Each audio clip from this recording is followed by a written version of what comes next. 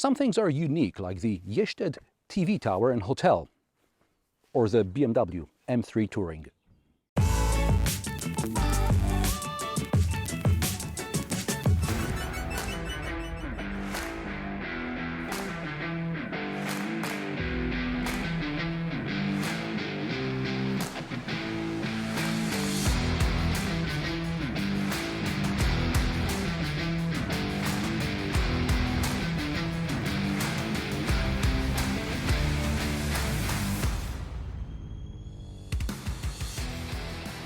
The Ještěd Hotel is a fascinating building in Czechia that I only found out about recently thanks to the Tim Traveler. I'll link to his video in the description below.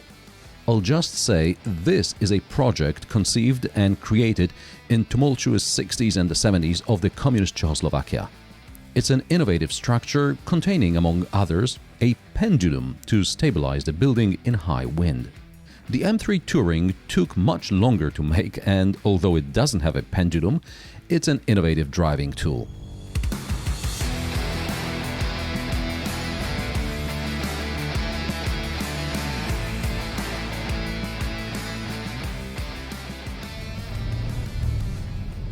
Why is the BMW M3 Touring special? Well, first of all, it's one of the last M cars that isn't a plug-in hybrid and still has an internal combustion engine. There are rumors that the next M3 may be all electric. In addition, the M3 Touring is the first and probably also the last M3 estate. In the M's history, the series production station wagon only appeared in the E34 and E61 M5s, and the E39 estate never got beyond the prototype stage. On the one hand, well, it's no surprise, as we're talking about a niche body style of a niche model. Outside Europe, station wagons are mostly a curiosity, while sedans, coupes and obviously SUVs are the rainmakers. On the other hand, Audi's RS models are mainly estates, and Mercedes doesn't shy away from this body style either in its AMG models. Frankly, I don't see what the problem is, because the M3 Touring's boot is identical to that of the M340i. 500 liters in the 5-seat configuration, 1510 liters with the backrests folded. And something I respect German designers for, since there is a cargo cover and a special net separating the luggage compartment from the passenger compartment, the cargo cover and the net have to be stowed somewhere, and there is room for them in the storage compartment under the floor. There is also a second storage compartment where you can fit, I don't know, a tire repair kit and maybe a folding shopping crate or something. There is also a rather flimsy shopping bag hook and a 12-volt outlet. The boot can also be accessed through the window without opening the entire tailgate, just to put some smaller items in. It looks cool, but have you ever actually used it? Let me know in the comment section below. So, you're buying a practical estate which just happens to have 510 horsepower under the bonnet. The M3 Touring only comes in the most powerful competition variant, only with an automatic transmission and only in X-Drive all-wheel drive. Since this is a niche car, there's no point leaving people too much of a choice. If someone wants to make their M3 stand out, this test car is wearing the entire M Performance parts catalog for about 30,000 euro. That's 30 grand of dealer installed options on top of the factory configuration.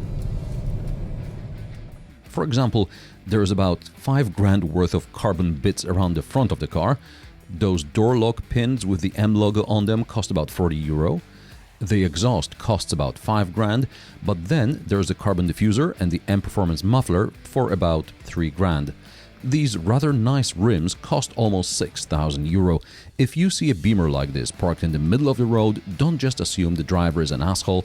Think about the rims worth as much as a decent second-hand car. I have already reviewed the rear-wheel drive M3 sedan on a track, so I decided to take the M3 Touring on a road trip. It takes about 6 to 7 hours to get to Ještěd in Czechia from Warsaw, Poland. You can either take the motorway almost all the way until the end, or you can drive the last 150 kilometers on twisty roads through the mountains, and this is exactly what I did. And on the motorway, and on dual carriageways, the M3 is predictably fast enough. It's reasonably comfortable, although just a little bit too loud, but after all, you don't buy an M car and throw an accessory exhaust just to make it look good, right?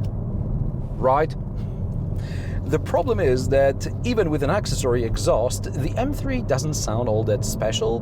Perhaps instead of starting the engine in sport exhaust mode, the BMW should start it in normal mode and then make the sport mode a bit more special. I mean, that would be the reasonable thing to do, but I guess because of regulations it's no longer possible.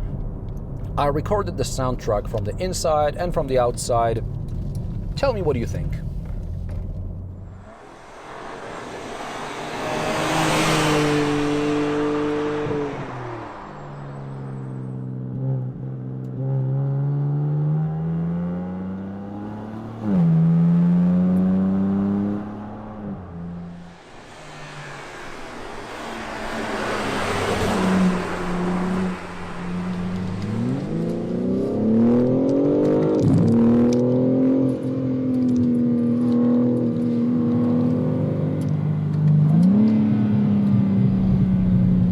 But the handling on these winding roads is intoxicating.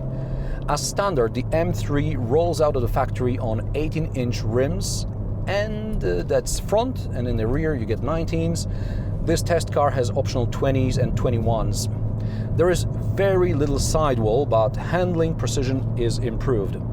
The steering is very quick and very responsive, even more so than I remember from the M3 sedan. And on top of that, it can be switched to a sport setting. As it is with M cars, you can configure 2 M modes and enjoy, for example, razor sharp handling.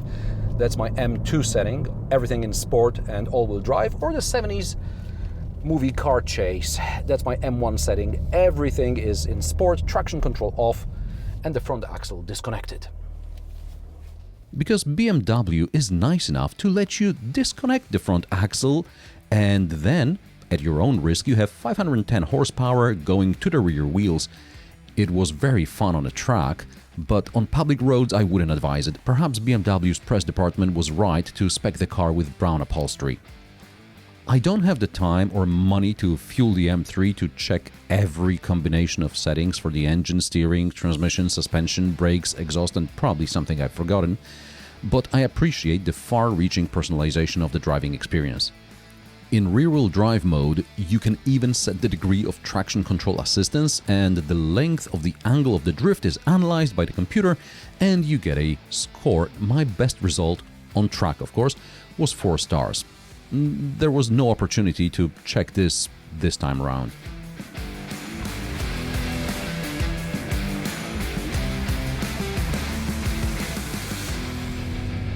The brakes are very effective. After switching from normal cars to the M3, you have to recalibrate your brain so that you don't stop with a jerk at every intersection.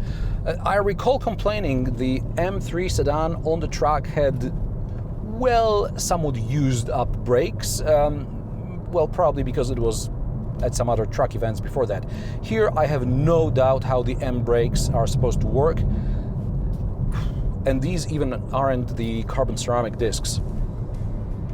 While in the rear-wheel drive M3 sedan, I failed to achieve the 3.9 seconds from 0 to 100 km/h promised by the manufacturer, in the M3 Touring X Drive, I managed 3.7 seconds instead of 3.6 seconds. I suspect there is a combination of settings where it is possible to go even below 3.6 seconds, but I'll leave that to my more ambitious colleagues.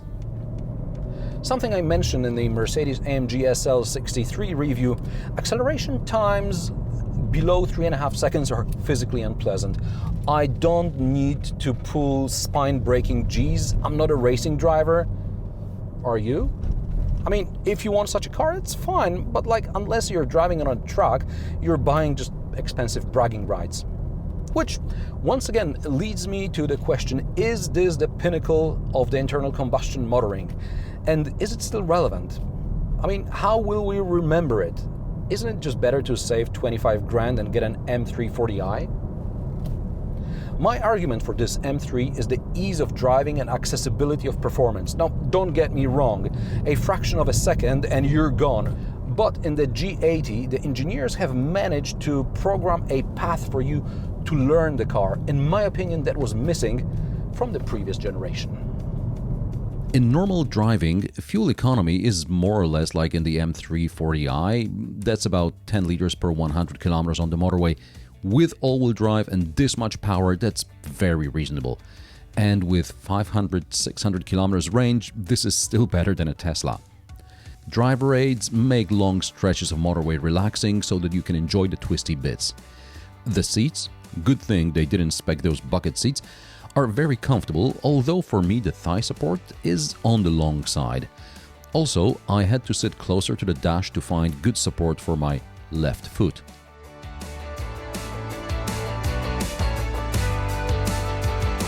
Because of the sporty seats, there seems to be a bit less legroom in the back than in the M3 40i, but you still get third-zone climate control, cup holders, USB ports, door pockets.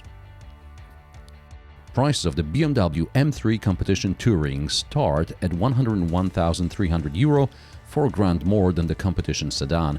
This test car, with options, including all the dealer-installed stuff, costs about €150,000.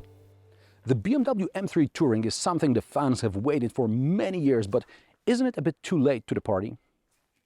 What do you think? Let me know in the comment section below. If you like my sarcastic, down-to-earth and possibly mildly amusing car reviews, join me every Friday at 3 p.m. Central European Time, and don't forget to subscribe and like this video as it helps me with the YouTube algorithm. Thanks for watching, and I will see you in the next one.